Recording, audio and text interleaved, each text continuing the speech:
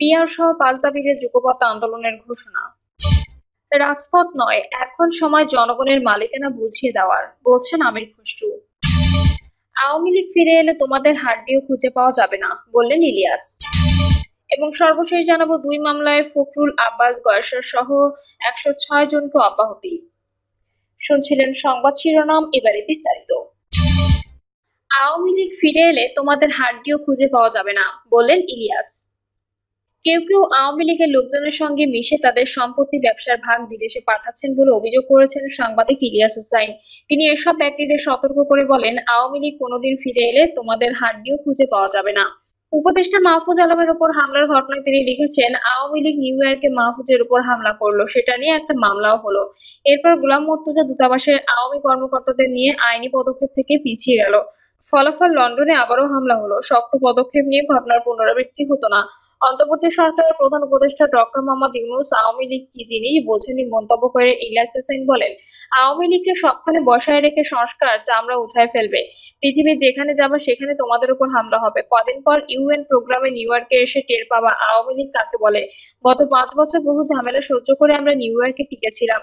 তিনি আরো বলেন, আমরা আজকে সব দলের কাছে খারাপ, শুধু আওয়ামী লীগ নিশ্চিহ্ন হোক তাই চাই বলে। যারা আজকে আওয়ামী লীগের লোকজনের সঙ্গে মিলেমিশে তাদের সম্পত্তি ব্যবসার ভাগ বিদেশে পাঠাচ্ছ, তাদেরকে বলে রাখলাম, আওয়ামী লীগ কোনোদিন ফিরে আসলে তোমাদের হাড্ডিও খুঁজে পাওয়া যাবে না।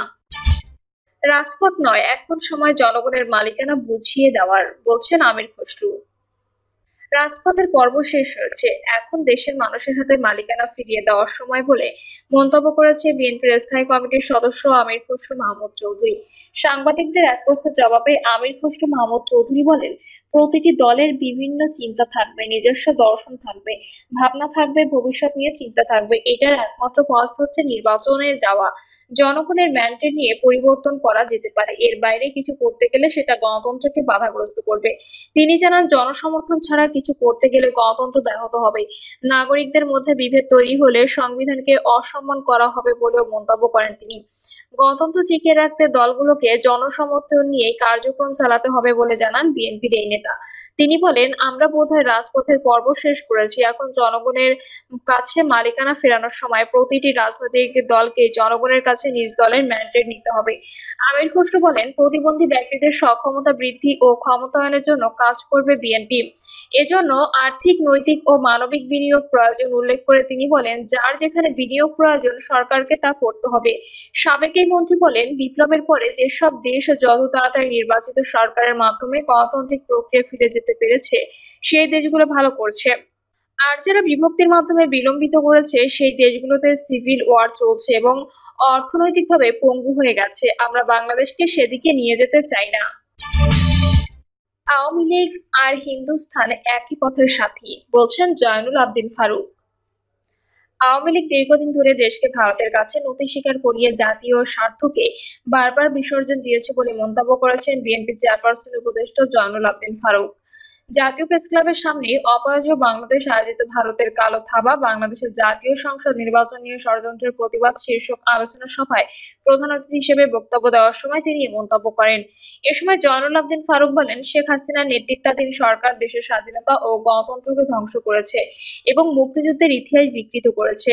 ১৬ বছর ধরে দেশের মানুষকে কথা বলতে দেওয়া হয়নি, অথচ এই সময়ে ভারতের সঙ্গে এমন সব চুক্তি করা হয়েছে যা বাংলাদেশের সার্বভৌমত্বকে প্রশ্নবিদ্ধ করেছে। তিনি মোংলা ও চট্টগ্রাম বন্দর ব্যবহার ও তিস্তা চুক্তি প্রসঙ্গ টেনে এনে বলেন, এগুলো সবই দিল্লির স্বার্থ রক্ষার জন্য, জনগণের স্বার্থের জন্য নয়। শেখ হাসিনা তার বাবার পথ অনুসরণ করে একদলীয় শাসন প্রতিষ্ঠার চেষ্টা করেছেন এবং জনগণের রক্তঘামে অর্জিত স্বাধীনতাকে ভারতের প্রভাবালয়ে বিলীন করে দিতে চেয়েছেন উল্লেখ করে ফারুক আরো বলেন, ভারত মুক্তিযুদ্ধের সময় সহায়তা করলেও স্বাধীনতার পর থেকেই তারা বাংলাদেশকে অস্থিতিশীল করার ষড়যন্ত্রে লিপ্ত রয়েছে। বিএনপির এই জ্যেষ্ঠ নেতা বলেন, আওয়ামী লীগ আর হিন্দুস্তান এখন একই পথের সাথী। তাই আজকে আন্দোলন কেবল বিএনপির নয়, এটি বাংলাদেশের সার্বভৌমত্ব গণতন্ত্র রক্ষার আন্দোলন। তিনি দেশপ্রেমিক সব শক্তিকে ঐক্যবদ্ধ হয়ে ভারতীয় ষড়যন্ত্রের বিরুদ্ধে রুখে দাঁড়ানোর আহ্বান জানান। পিআর সহ ৫ দাবিতে যুগপৎ আন্দোলনের ঘোষণা। নির্বাচনের আগে জুলাই সনদের পূর্ণাঙ্গ বাস্তবায়ন, জাতীয় পার্টি ও ১৪ দলের রাজনীতি নিষিদ্ধ করা, নির্বাচনী লেভেল প্লেইং ফিল্ড নিশ্চিত করা, জুলাই গণহত্যার বিচার এবং পিআরের দাবিতে যুগপৎ আন্দোলনে নামছে ইসলামী আন্দোলন বাংলাদেশ, জামাত ইসলামী, খিলাফত মজলিস সহ সমমনা দলগুলো। চরমোনাই পীর বলেন, জুলাই গণঅভ্যুত্থানের মূল উদ্দেশ্য ছিল দেশের মৌলিক সংস্কার নিশ্চিত করা, কিন্তু সেই লক্ষ্য থেকে বিচ্যুত হয়ে কেবল নির্বাচনের দিকে মনোযোগ দেওয়া হচ্ছে। এটি দেশের ভবিষ্যৎ রাজনীতিতে আবারও পুরনো অশুভ চক্রে ফিরিয়ে নিয়ে যেতে পারে।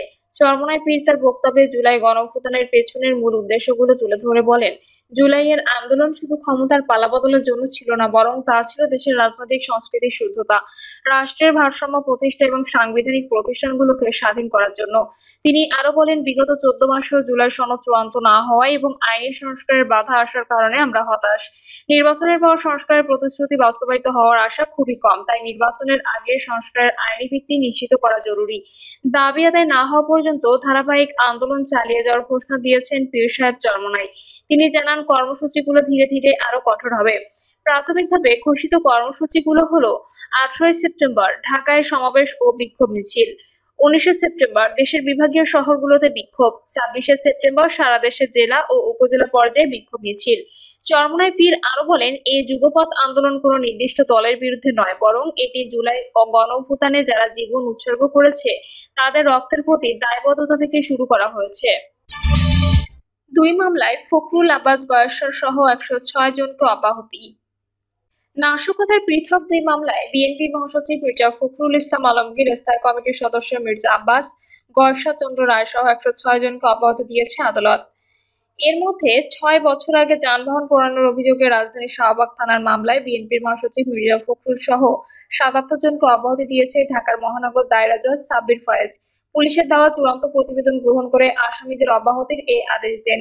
এ মামলায় উল্লেখযোগ্য অপর আসামিরা হলেন বিএনপির vice chairman Abdullah Al Noman, major Hafiz Uddin, senior যুগ্ম মহাসচিব রুহুল কবির রিজভী, যুগ্ম মহাসচিব হাবিবুন নবী খান সোহেল, ব্যারিস্টার মাহবুব উদ্দিন খোকন, খায়রুল কবির খোকন, বিএনপি নেতা সাইফুল আলম নীরব ও সুলতান সালাউদ্দিন টুকু।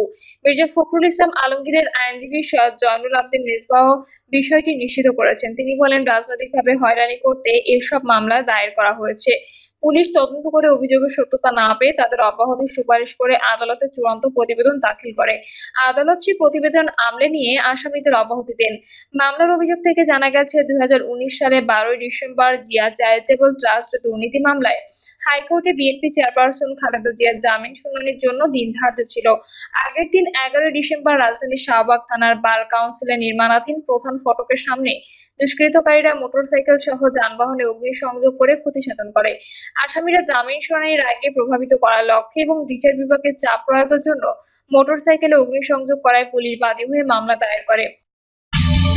রাজধানীতে গণ অধিকার পরিষদের বিক্ষোভ ও মশাল মিছিল। রাজধানীতে বিক্ষোভ ও মশাল মিছিল করেছে গণ অধিকার পরিষদ। নুরুল হক নূরের ওপর হামলার প্রতিবাদে এবং জাতীয় পার্টিকে নিষিদ্ধ ঘোষণার দাবি ও স্বরাষ্ট্র উপদেষ্টার পদত্যাগ চেয়ে এই কর্মসূচির আয়োজন করা হয়। মিছিল শেষে নেতারা বলেন, এখন পর্যন্ত নুরুল হক নূরের ওপর হামলার ঘটনায় কাউকে গ্রেপ্তার করা হয়নি, যা অত্যন্ত নিন্দনীয়। তারা আরো হুঁশিয়ারি দিয়ে বলেন, দাবি আদায়ে প্রয়োজনে সচিবালয়ে ঘেরাও কর্মসূচি দেওয়া হবে। আলাদিনের চেরাগের দৈত্য পেয়েছে, বড় কিছু চাই বললেন প্রধান উপদেষ্টা। আগামী ফেব্রুয়ারির প্রথমার্ধে মহা উৎসবের নির্বাচন হবে বলে জানিয়েছেন প্রধান উপদেষ্টা ডক্টর মোহাম্মদ ইউনূস। একই সঙ্গে স্বৈরাচার সৃষ্টির সব পথ বন্ধ করতে সংস্কারের উপর গুরুত্ব আরোপ করেছেন তিনি। প্রধান উপদেষ্টা বলেন, ছাত্র জনতা অভ্যুত্থানের মাধ্যমে আলাদিনের চেরাগের দৈত্য সৃষ্টি করে দিয়েছে আমাদের। আমরা তার কাছে কি চাইবো? আমরা কি তার কাছে এক কাপ চা চাইবো, নাকি আমাদের দুনিয়া পাল্টে ফেলতে চাইবো? তিনি বলেন, ওই দৈত্যকে আমরা সব থেকে বড় কাজটা দিব, যেটা আর কেউ কোনোদিন চাইবারও সুযোগ পাবে না। এই দৈত্যও কোনোদিন পাবে না। একবারই পাচ্ছি আমরা এই দৈত্য, এই একবারই সুযোগ। আলাদিনের দৈত্য আর কোনোদিন ফিরে আসবে না। প্রধান উপদেষ্টা বলেন, এই জাতিকে সম্পূর্ণ ভিন্নভাবে তৈরি করে দিয়ে যাব, আমাদের হাতে সেই সুযোগ এসেছে।